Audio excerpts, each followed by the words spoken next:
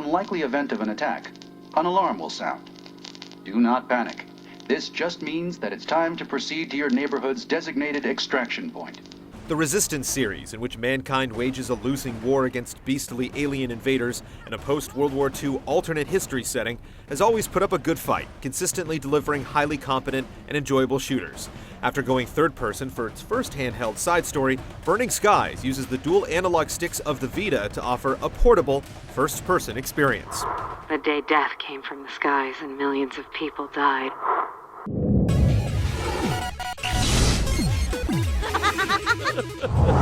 Belmont, Coney Island, Greenwich Village, Harlem, Red Hook, and Jackson Heights.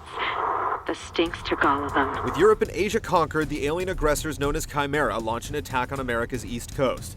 As a firefighter named Tom Riley, you'll take up your fire axe against the invaders and take apart the ridiculously unhinged plans of a rogue human scientist. The plot hooks nicely into existing series lore, and you're given a likable partner, but the emotional elements, like Tom's search for his family, are underdeveloped, and the game's retro vibe occasionally veers toward kitsch, sabotaging the drama. It is always darkest before the dawn. God bless us and keep America strong.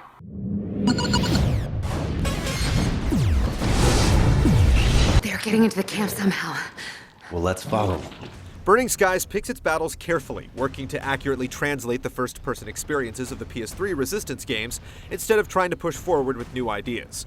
The single-player campaign is sufficiently varied and runs about 6 hours, and the 8-player max multiplayer component focuses on tried-and-true deathmatch variants and an unexciting game type where soldiers killed by Chimera switch teams to kill their former comrades. The overall feature set covers the bases, but still feels a bit limited and even old-fashioned.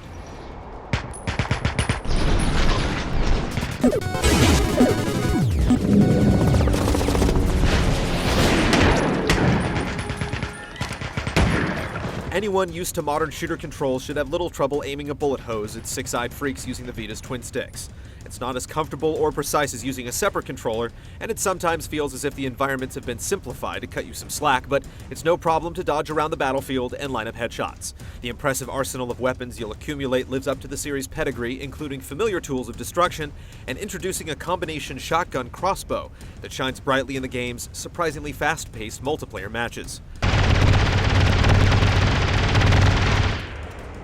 Alternate fire modes are entertaining as always, deploying drones, explosives, or guided homing bullets, but the touchscreen features feel forced. You'll have to take your hands off the main controls to use the touchscreen, and additional taps will waste valuable special ammo.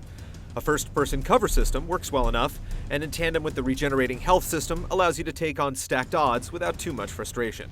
You okay? I'm fine.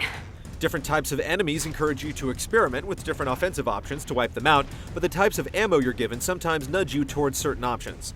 Certain touches in Burning Skies, like the ability to carry every gun you find at once, secret upgrades you actually have to scrounge for, and doors instantly closing behind you when you step into a room full of enemies, give the game what could charitably be called a classic feel. These same elements might sometimes feel overly familiar and predictable, but because the execution is competent and solid, the overall effect is a pleasant break from the de facto contemporary FPS design.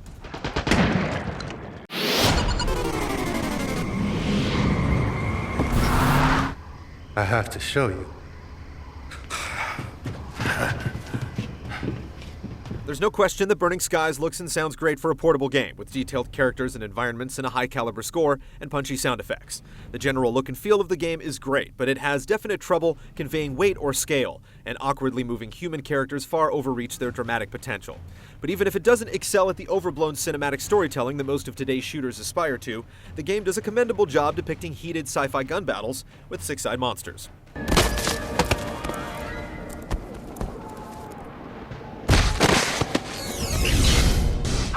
Men, women, and children were slaughtered. Resistance Burning Skies ultimately wins its battle to bring console-style first-person shooting to a handheld platform. No, you won't find volumes of content or progressive new ideas, and the forced touchscreen controls are a minor strategic bungle. However, the well-paced single-player campaign is punctuated by a strong and varied weapon set, and its online multiplayer hits an unprecedented level of quality for a handheld. If you're interested in a proper FPS fight on the go, this could be the war you've been looking for. Once the danger has passed, it will be time to go home and catch up on your chores.